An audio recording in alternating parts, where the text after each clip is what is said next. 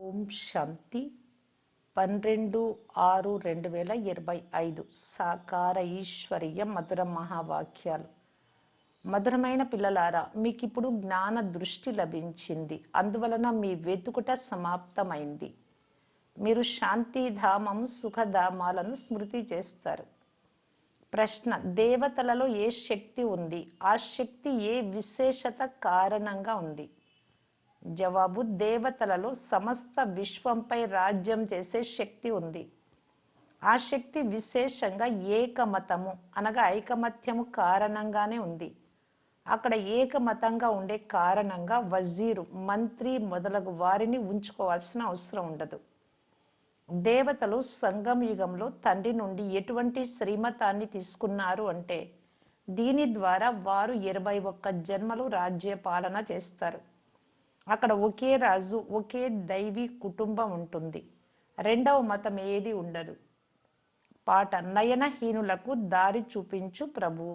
ఓం శాంతి. పిల్లలకు నయనాలు లభించాయి. ఇంతకుముందు కళ్ళు ఉండేవి కాదు. ఎందుకంటే ఏ నేత్రాలు? జ్ఞాన నేత్రాలు. అజ్ఞాన కనులైతే ఉండేవి. జ్ఞాన సాగరులు తండ్రి ఒక్కరే అని పిల్లలకు తెలుసు. ఏ జ్ఞానం ద్వారా సద్గతి కలుగుతుందో అనగా శాంతిధామము సుఖధామాలకు వెళ్ళగలము.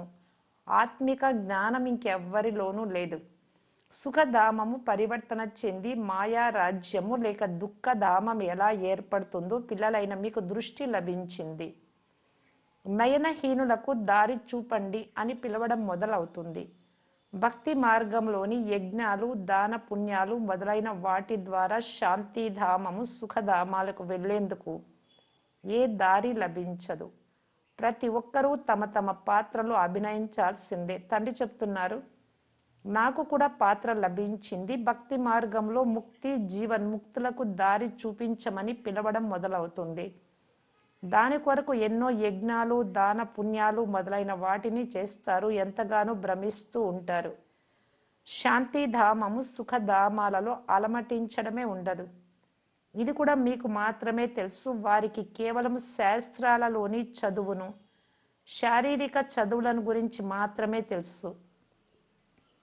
వారికి ఆత్మిక తండ్రి గురించి బొత్తిగా తెలియదు. ఎప్పుడైతే సర్వుల సద్గతి జరగాల్సి ఉంటుందో, పాత ప్రపంచం పరివర్తన కావాల్సి ఉంటుందో, అప్పుడు ఆత్మిక తండ్రి వచ్చి జ్ఞానం ఇస్తారు. అప్పుడు మనుషుల నుండి దేవతలుగా అవుతారు. తర్వాత మొత్తం సృష్టిపై దేవీ దేవతల రాజ్యం ఒక్కటే ఉంటుంది. దానినే స్వర్గం అని అంటారు. ఆది సనాతన దేవీ దేవత ధర్మం భారతదేశంలోనే ఉంటుంది అని. ఆ సమయంలో ఇక ఏ ధర్మము ఉండదు అని భారతవాసులకే తెలుసు. పిల్లలైనా మీకు ఇప్పుడు సంగమ యుగము, మిగిలిన వారందరూ కలియుగంలో ఉన్నారు. మీరు పురుషోత్తమ సంగమ యుగంలో ఉన్నారు. ఎవరు తండ్రిని స్మృతి చేస్తారో వారు తండ్రి శ్రీమతాన్ని అనుసరిస్తారు. వారు సంగమ యుగంలో ఉన్నారు. మిగిలిన వారంతా కలియుగంలో ఉన్నారు. ఇప్పుడు ఏ సామ్రాజ్యము లేదు, రాజ్యాలు లేవు. అనేక మతాల ద్వారా రాజ్యం నడుస్తూ ఉంది. సత్యుగంలో అయితే ఒక్క మహారాజు మతమే నడుస్తుంది. మంత్రులు ఉండరు. అంతటి శక్తి రాజుకుంటుంది. తర్వాత పతితులుగా ద్వాపరయుగంలో అయినప్పుడు మంత్రులు మొదలైన వారిని సలహాలు ఇచ్చుకోవడానికి ఉంచుకుంటారు. ఎందుకంటే మొదటి శక్తి ఉండదు. ఇప్పుడైతే ప్రజల రాజ్యం ఉంది. సత్యుగంలో ఏక మతం ఉన్న కారణంగా అక్కడ శక్తి ఉంటుంది. ఇప్పుడు మీరు ఆ శక్తిని తీసుకుంటూ ఉన్నారు నా ద్వారా. 21 జన్మలు స్వతంత్రంగా రాజ్యం చేస్తారు. తమదే అయిన దైవీ కుటుంబం ఉంటుంది. ఇప్పుడు ఇది మీ ఈశ్వరీయ పరివారం. తండ్రి చెప్తున్నారు, స్వయాన్ని ఆత్మగా భావించి తండ్రి స్మృతిలో ఉంటారు కనుక మీరు ఈశ్వరీయ పరివారానికి చెందిన వారు. ఒకవేళ దేహాభిమానంలోకి వచ్చి మర్చిపోతే అసురీ పరివారానికి చెందిన వారిగా అవుతారు. ఒక్క సెకండ్లోని ఈశ్వరీయ సంప్రదాయస్తులుగా, మళ్ళీ ఒక్క సెకండ్లోనే అసురీ సంప్రదాయస్తులుగా అవుతూ ఉంటారు.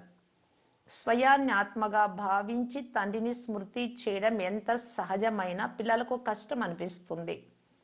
తండ్రి చెప్తున్నారు, స్వయాన్ని ఆత్మగా భావించి తండ్రిని స్మృతి చేసినట్లయితే వికర్మల వినాశనం అవుతాయి. దేహము ద్వారా కర్మలైతే చేయాల్సిందే. దేహం లేకుండా మీరు కర్మలు చేయలేరు. కార్య వ్యవహారాలు చేస్తూ తండ్రి స్మృతిలో ఉండే ప్రయత్నం చేయాలి. అయితే ఇక్కడ పని లేకుంటే స్మృతి కూడా చేయలేరు, మర్చిపోతారు. ఇందులోనే శ్రమ ఉంది. భక్తిలో పూర్తి రోజంతా భక్తి చేయమని ఎవరు చెప్పరు. సమయానుసారమే చేస్తారు. ఉదయము, సాయంకాలము, రాత్రి, ఆ తర్వాత ఏ మంత్రము మొదలైనవి లభిస్తాయో అవి బుద్ధిలో ఉంటాయి. అనేక శాస్త్రాలు ఉన్నాయి. వాటిని భక్తి మార్గంలో చదువుతారు. మీరు పుస్తకాలు మొదలైనవేవి చదవాల్సిన అవసరం లేదు. తయారు చేయాల్సిన అవసరము లేదు. ఈ మురళి కూడా రిఫ్రెష్ అయ్యేందుకే ముద్రించబడుతుంది. అంతేకాని ఇతర పుస్తకాలు మొదలైనవేవి ఉండవు. ఇవన్నీ సమాప్తం అయిపోతాయి. జ్ఞానం ఉండేది ఒక్క తండ్రిలో మాత్రమే. ఇక్కడ చూడండి, జ్ఞాన విజ్ఞాన భవనం అని పేరు ఉంచారు. పేరు చూస్తే అక్కడ జ్ఞాన యోగాలు నేర్పిస్తారు అనిపిస్తుంది, కానీ అక్కడ వాటిని నేర్పించరు. అర్థం లేకుండా ఇలాంటి పేర్లు చాలా మంది ఉంచుతారు. జ్ఞానం అంటే ఏమిటో, విజ్ఞానం అంటే ఏమిటో కొంచెం కూడా తెలియదు. ఇప్పుడు మీకు జ్ఞానము విజ్ఞానాల గురించి తెలుసు. యోగం ద్వారా ఆరోగ్యం కలుగుతుంది. దీనిని విజ్ఞానం అని అంటారు. ఇక ఇది జ్ఞానం. ఇందులో ప్రపంచ చరిత్ర, భూగోళాలను గురించి నేర్పించడం జరుగుతుంది. ప్రపంచ చరిత్ర, భూగోళాలు ఎలా పునరావృతం అవుతాయో తెలుసుకోవాలి. కానీ ఆ చదువేమో హద్దులోనిది. ఇక్కడ మీకు అనంతమైన చరిత్ర, భూగోళాలు బుద్ధిలో ఉన్నాయి. మనం ఎలా రాజ్యాన్ని తీసుకుంటామో, ఎంత సమయము, ఎప్పుడు రాజ్య పాలన చేశామో, రాజధాని ఎలా లభించిందో, ఈ విషయాలు ఇంకెవ్వరి బుద్ధిలోకి రావు. తండ్రి జ్ఞాన సాగరుడు. ఈ సృష్టి చక్రం ఎలా తిరుగుతుందో తండ్రి మాత్రమే అర్థం చేయిస్తారు. తయారు చేయబడిన డ్రామాను గురించి తెలియని కారణంగా మనుష్యులు ఫలానా వారు నిర్వాణం చెందారు అని, లేక జ్యోతి జ్యోతిలో కలిసిపోయింది అని అనేస్తారు. మనుష్య మాతృలందరూ ఈ సృష్టి చక్రంలోనికి వస్తారు అని, దీని నుండి ఒక్కరు కూడా ముక్తులుగా అవ్వరని ఇప్పుడు మీకు తెలుసు.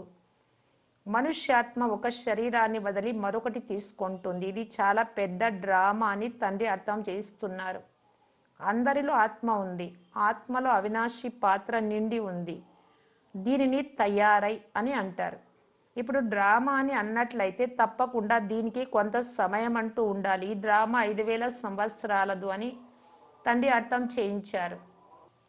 డ్రామాకు లక్షల సంవత్సరాలు అని భక్తి మార్గంలోని శాస్త్రాలలో వ్రాయబడి ఉంది. తండ్రి వచ్చి సహజ రాజయోగంను నేర్పించిన ఈ సమయంలోనే కౌరవులు గాఢాంధకారంలో, పాండవులు ప్రకాశంలో ఉండేవారు అని చెప్తారు అని ప్రపంచంలోని వారికి తెలియదు. కలియుగం ఇంకా 40,000 సంవత్సరాల ఉంది అని వారు భావిస్తారు. భగవంతుడు వచ్చారు అని వారికి తెలియదు. ఈ పాత ప్రపంచ వినాశనం ఎదురుగా నిల్చొని ఉంది అని తెలియదు. అందరూ అజ్ఞాన నిద్రలో నిద్రించి ఉన్నారు.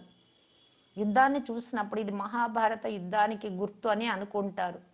ఈ రిహార్సల్ జరుగుతూ ఉంటుంది, మళ్ళీ నడుస్తూ నడుస్తూ సమాప్తం అయిపోతుంది.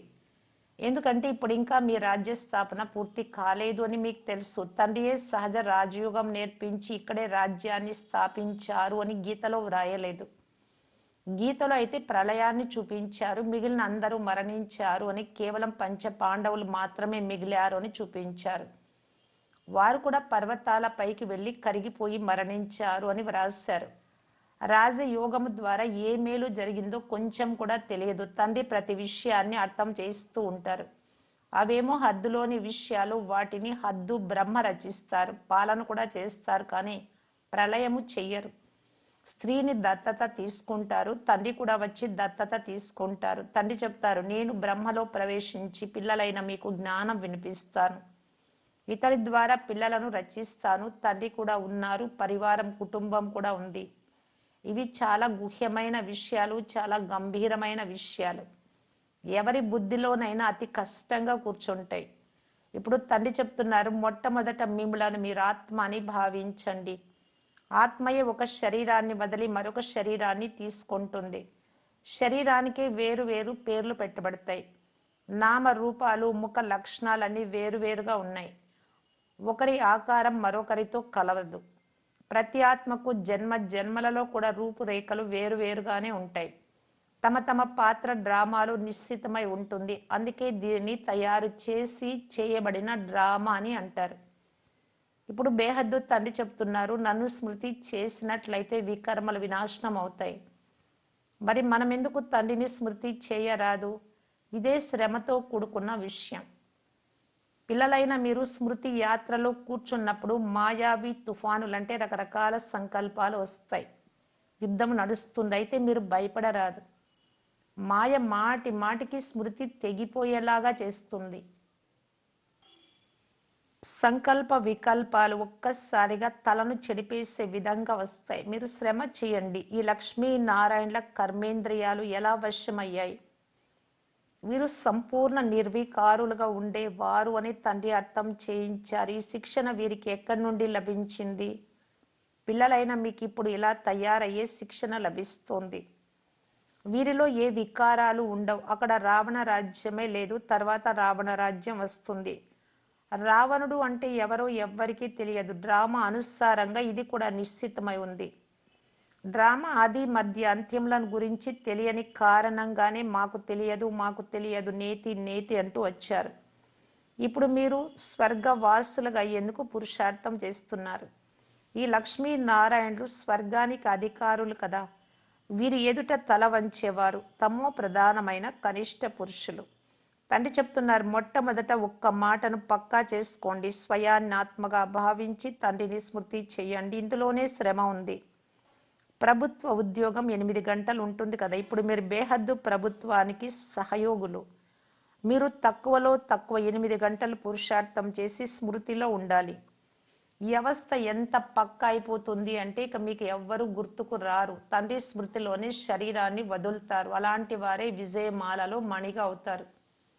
ఒక రాజుకి ఎంతమంది ప్రజలు ఉంటారు? ప్రజలు కూడా ఇక్కడే తయారవ్వాలి. మీరు విజయమాలలో మణులుగా పూజకు యోగ్యులుగా అవుతారు. 16,108 రత్నాల మాల కూడా ఉంటుంది. బాంబే లక్ష్మీనారాయణల మందిరంలో ఉంది. ఈ మాల ఒక పెద్ద బాక్స్లో పడి ఉంటుంది. 8 మణుల మాల, 108 మాల కూడా ఉంది. చివరిలో 16,108 రత్నాల మాల కూడా తయారవుతుంది. పిల్లలైన మీరే తండ్రి నుండి రాజయోగం నేర్చుకొని పూర్తి విశ్వాన్ని స్వర్గంగా చేశారు. అందుకే మీరు పూజింపబడతారు. మీరే పూజ్యులుగా ఉండేవారు, తర్వాత పూజారులుగా అయ్యారు. ఈ దాదా చెప్తున్నారు, నేను కూడా మాల పట్టుకుని జపించాను శివబాబా రాకముందు. లక్ష్మీనారాయణల మందిరంలో వాస్తవానికి తప్పకుండా రుద్రమాల ఉండాలి. మీరు మొదట రుద్రమాలగా, తర్వాత 2 మాలగా అవుతారు. మొదటి నంబర్లో రుద్రమాల ఉంటుంది. అందులో శివుడు కూడా ఉంటాడు. 2 మాలలో శివుడు ఎక్కడి నుంచి వస్తారు? అది విష్ణుమాల, స్వర్గంలో వచ్చేవారు. ఈ విషయాలు ఇతరులు ఎవ్వరూ అర్థం చేసుకోలేరు. ఇప్పుడు మేం తెలుసుకున్నాము, మేం వెళ్ళి శివబాబా మెడలోని హారంగా అవుతామని చెప్తారు. బ్రాహ్మణుల మాల తయారవ్వజాలదు. బ్రాహ్మణులకు మాల ఉండదు. మీరెంత స్మృతిలో ఉంటారో అక్కడ అంత సమీపంలో వచ్చి రాజ్యం చేస్తారు. ఈ చదువు ఇంకెక్కడా లభించదు. ఇప్పుడు మనం ఈ పాత శరీరాన్ని వదిలి స్వర్గవాసులుగా అవుతామని మీకు తెలుసు. భారతదేశం అంతా స్వర్గంగా అవుతుంది. ముఖ్యంగా భారతదేశమే స్వర్గంగా ఉండేది. ఇది 5,000 సంవత్సరాల మాట. ఇది లక్షల సంవత్సరాల విషయం కాదు. దేవతలు ఉండే 5,000 సంవత్సరాలైంది. స్వర్గాన్ని మనుషులు మర్చిపోయారు. అందుకే అలా అనేస్తారు, అంతేకాని ఇంకేమీ లేదు. ఇంత పాత సంవత్సరాలు శకాలు లేనే లేవు. సూర్యవంశ చంద్రవంశాలు ఉండేవి. తర్వాత ఇతర ధర్మాల వారు వస్తారు. పురాతన వస్తువులు ఎందుకు పనికి వస్తాయి? వాటిని చాలా మంది ఖరీదు చేస్తూ ఉంటారు. పురాతన వస్తువులకు చాలా విలువ కడతారు. అన్నింటికంటే విలువైన వారు శివబాబా. ఎన్ని శివలింగాలు తయారు చేస్తారు. ఆత్మ ఎంత చిన్న బిందువో ఎవ్వరికి అర్థం కాదు. అతి సూక్ష్మమైన రూపం. ఇంత చిన్న బిందువులో ఎంత పాత్ర ఫిక్స్ అయి ఉందో తండ్రి అర్థం చేయిస్తారు. ఈ డ్రామా రిపీట్ అవుతుంది. జ్ఞానం అక్కడ మీకు ఉండదు. స్వర్గములో ఇక్కడే ప్రాయలోపం అవుతుంది. తర్వాత సహజ రాజయోగాన్ని ఎవరైనా ఎలా నేర్పించగలరు? ఇవన్నీ భక్తి మార్గం కొరకు కూర్చొని తయారు చేశారు అని ఇప్పుడు పిల్లలు అర్థం చేసుకున్నారు. తండ్రి ద్వారా బ్రాహ్మణ, దేవత, క్షత్రియ ఈ 3 ధర్మాలు భవిష్య క్రొత్త ప్రపంచం కొరకు స్థాపన అవుతున్నాయి. ఆ చదువు ఏదైతే మీరు చదువుతారో అది ఈ జన్మ కొరకు మాత్రమే. ఈ చదువుకు ప్రాలబ్ధం మీకు క్రొత్త ప్రపంచంలో లభిస్తుంది. ఈ చదువు సంగమ యుగంలో మాత్రమే ఉంటుంది. ఇది పురుషోత్తమ సంగమ యుగం. మనుషుల నుండి దేవతలుగా సంగమ యుగంలో మాత్రమే తయారవుతూ ఉంటారు కదా. తండ్రి పిల్లలకు రహస్యాలన్నీ అర్థం చేయిస్తారు. పూర్తి రోజంతా మీరు తండ్రి స్మృతిలో ఉండలేరు అని. అది అసాధ్యము అని బాబాకు కూడా తెలుసు. అందువలనే చార్టు వ్రాయండి. మేము ఎంతవరకు స్మృతిలో ఉంటున్నామని మీరే మిమ్మల్ని పరిశీలించుకోండి. దేహ అభిమానం ఉన్నట్లయితే స్మృతిలో ఎలా ఉండగలరు? పాప భారము తలపై చాలా ఉంది, అందుకే స్మృతిలో ఉండము అని బాబా చెప్తున్నారు. ఉండమని, ఉండండి అని. త్రిమూర్తి చిత్రాన్ని జేబులో ఉంచుకోండి.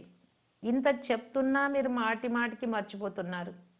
తండ్రిని స్మృతి చేసినట్లయితే రాజ్య భాగ్యము మొదలైనవన్నీ గుర్తొస్తాయి. సదా బ్యాడ్జు తగిలించబడి ఉండాలి. లిటరేచర్, సాహిత్యం కూడా మీ జతలో ఉండాలి. ఎవరైనా మంచి మనిషిగా ఉంటే వారికి ఇవ్వండి. మంచి మనుషులు ఊరికే ఎప్పుడు తీసుకోరు. దీని ఖరీదు ఎంత అని అడుగుతారు. అప్పుడు ఇవి పేదలకైతే డబ్బులు లేకుండా ఉచితంగా ఇవ్వబడతాయి. ఇక మీరెంత ఇస్తే అంత తీసుకుంటామని చెప్పండి. మీ పద్ధతులు, నియమాలన్నీ రాయల్గా ఉండాలి. మీ ఆచార వ్యవహారాలు ప్రపంచం నుండి పూర్తి భిన్నంగా ఉండాలి. రాయల్ మనుషులు వారంతకు వారే కొంతైనా ఇచ్చేస్తారు. వీటిని మేము అందరి కళ్యాణం కొరకు ఇస్తాము. కొంతమంది వీటిని చదివి ధనం పంపుతారు. ఖర్చు అయితే మీరు చేస్తారు కదా. మేము మా తనువు, మనస్సు, ధనాలను భారతదేశ సేవ కొరకు ఉపయోగిస్తున్నాము అని చెప్పండి. మంచిది. మధురాతి మధురమైన అపురూపమైన పిల్లలకు మాతా పిత బాప్ దాదాల ప్రియ స్మృతులు మరియు గుడ్ మార్నింగ్. ఆత్మిక పిల్లలకు ఆత్మిక తండ్రి నమస్తే. ధారణ కొరకు ముఖ్య సారం. ఫస్ట్ పాయింట్, ఈ బేహద్దు ప్రభుత్వానికి సహయోగం చేసేందుకు తక్కువలో తక్కువ 8 గంటలు స్మృతిలో ఉండే పురుషార్థం చేయాలి. స్మృతిలో మాయ కలిగించే విఘ్నాలకు భయపడరాదు. సెకండ్ పాయింట్, ఈ పురుషోత్తమ సంగమ యుగంలో ఈశ్వరీయ సంప్రదాయస్తులుగా ఈశ్వరుడి మతమును అనుసరించాలి. కర్మలు చేస్తున్న ఒక్క తండ్రి స్మృతిలో ఉండే అభ్యాసం చేయాలి. వరదానము, అంతర్ముఖత అని గుహలో ఉండే దేహానికి భిన్నమైన దేహీభవ. పాండవుల గుహలను చూపిస్తారు కదా, అవి ఇదే అంతర్ముఖత యొక్క గుహాలు. బ్రుకుటి మధ్యలో ఆత్మ ఉండేదానికి గుర్తు. ఎంతగా దేహం నుండి భిన్నంగా అయ్యి ఆత్మరూపంలో స్థితమయ్యే గుహలో ఉంటారు, అంత ప్రాపంచిక వాతావరణం నుండి అతీతంగా అయిపోతారు. వాతావరణ ప్రభావంలోకి రారు. ఎలాగైతే గుహ లోపల ఉండటం వలన బాహ్య వాతావరణం నుండి అతీతంగా అవుతారో, అలా ఈ అంతర్ముఖత అనే గుహ కూడా అందరికీ భిన్నంగా మరియు తండ్రికి ప్రియంగా చేసేస్తుంది. ఎవరైతే తండ్రికి ప్రియంగా ఉంటారో వారు స్వతహాగా అందరి నుండి భిన్నంగా అయిపోతారు. స్లోగన్, సాధన అనేది బీజం, సాధనాలు దాని విస్తారం. విస్తారంలో సాధనను దాగనివ్వరాదు. అభ్యాసం వెళ్ళిపోకూడదు. అవ్యక్త సూచన, అంతర్ముఖులుగా అవుతూ ఆత్మిక స్థితిలో ఉండే అభ్యాసం చేయటానికి బాప్దాదా తెలియజేస్తూ ఉన్నారు. అంతర్ముఖులుగా ఉండే వారి గుర్తు సదా సాగరం లోతులలో మునిగి ఉండే గంభీర మూర్తులుగా ఉంటారు. ముఖము ద్వారా ఆత్మిక స్థితి యొక్క చిహ్నాలు కనిపిస్తాయి. ఒకవైపు మనన చింతన చేసే ముఖము, మరోవైపు రమణీకమనగా చిరునవ్వుతో ఉన్న ముఖం. ఈ రెండు లక్షణాలు వారి ముఖము ద్వారా ప్రత్యక్షం అవుతాయి. అంతర్ముఖులు సదా హర్షిత ముఖులుగా కనిపిస్తారు, ఎందుకంటే మాయ ఎదిరించడం సమాప్తం అయిపోతుంది. ఓం శాంతి.